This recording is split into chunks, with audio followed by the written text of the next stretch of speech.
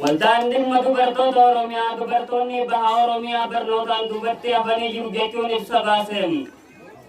Odoo abba argamaatiin ministeerri haajaa alaa Ameerikaa Antonii Blinken Raashiyaan sirna barnoota biyya kiyya keessaa harka baafachuu qabdi jechuun akeekkachiisan.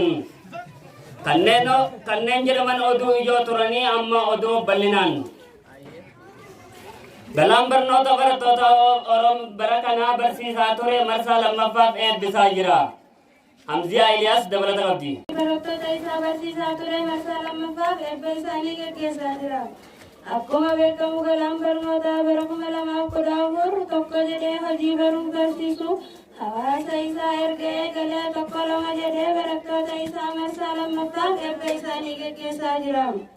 Sagantaa kanarratti argamuun dura ta'an galaa barnootaa obbo Abaadir Abdii haasaa taasisanii hawaasa isaaniitiin baga nagaan dhuftan erga jedhaniin booda eebbifamtoota isaaniitiin baga guyyaa har'aatiin isin gahe jedhaniiru.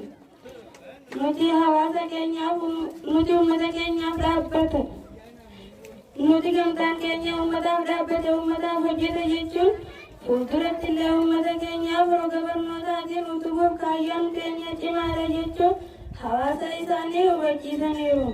Kanumaan walqabatee uummata keenyaaf ergaan nuti qabnu hawaasni hundi gamtaa kana bira dhaabbattee gargaaruu kunuunsuu fi waan barattoonni isaanii barsiisaa turan kan akka namoota dubbisuu fi barreessuu hin dandeenye daa'imman isaanii akka barsiisan dhaamaniiru. Itti dabaluunis gamtaan kamiyyuu hanqina qabaachuu danda'a. Hanqinoota mudatanis walumaan furachaa fuulduratti deemna jechuun ergaa dabarsaniiru. Dhaggeeffattoota keenya dhumma kanarratti oduu dabalataa nu biraan ga'uuf toora riippoortarri keenya Abdullah Qurqaa toora bilbilaa irratti argama. Hello Abdullah. Hordoftoota keenya biraan ga'i. Egaa hirri iddoo kana jiru ganama irraa erga eegalee baay'ee ho'ee itti fufee jira. Uummanni fi eebbifamtoonni gammachuu isaaniitti dhaga'ame bifa adda addaatiin ibsachaa jiru. Egaa hawaasni hundi bifa addaatiin sirna badhaasaa kana gaggeeffachaa jiru. Keessattuu barattoonni barachaa turan guyyaa biree isaanii itti galma ga'e kana arguu isaaniitiif gammachuu addaa akka itti dhaga'ame ibsachaa turani. Keessattuu badhaafamtoonni guyyaa har'aa badhaafaman akka ibsanitti waggaa dhufu hawwiin eeggachaa waan barre kana uummata keenyaaf ni qonnaadha. Kana isaan jedhani. Egaa miirri iddoo kana jiru kan baay'ee nama ajaa'ibsiisudha sabboona. Akka waliigalaattis dhaamsi asirraa hawaasaaf darbees baay'eedha. Kana keessaa inni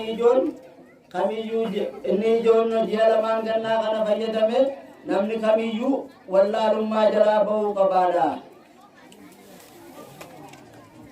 Barattoonni bara kana barachaa turan kan dhaamanidha.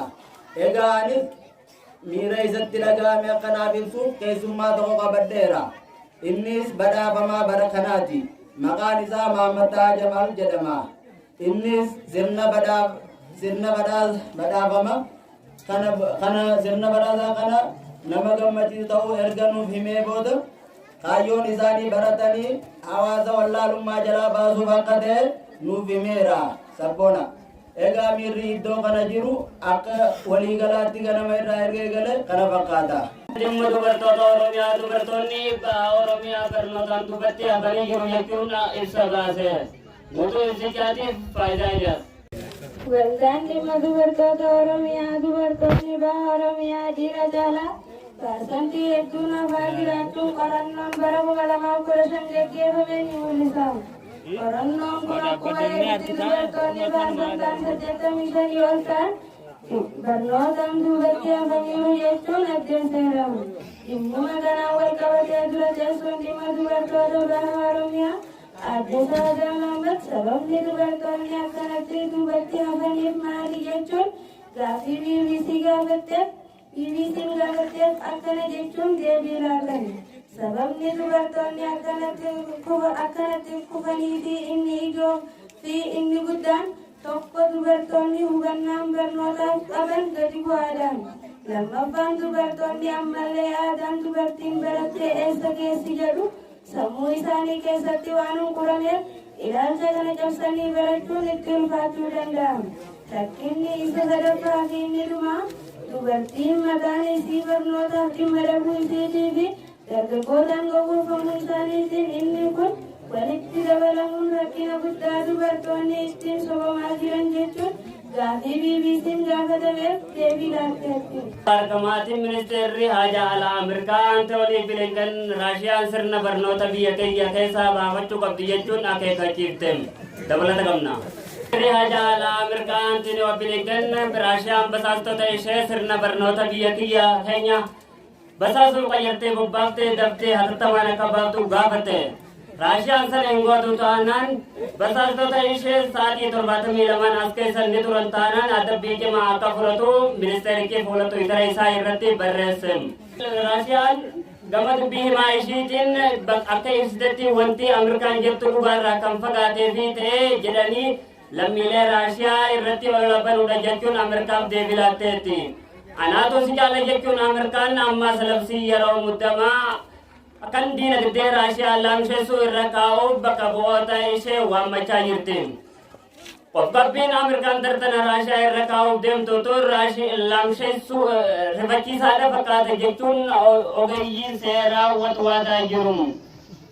Sanaas ta'ee sanis Ameerikaan qoqqobbiin kun akka raga'uuf mana marii bakka bu'oota biyyattii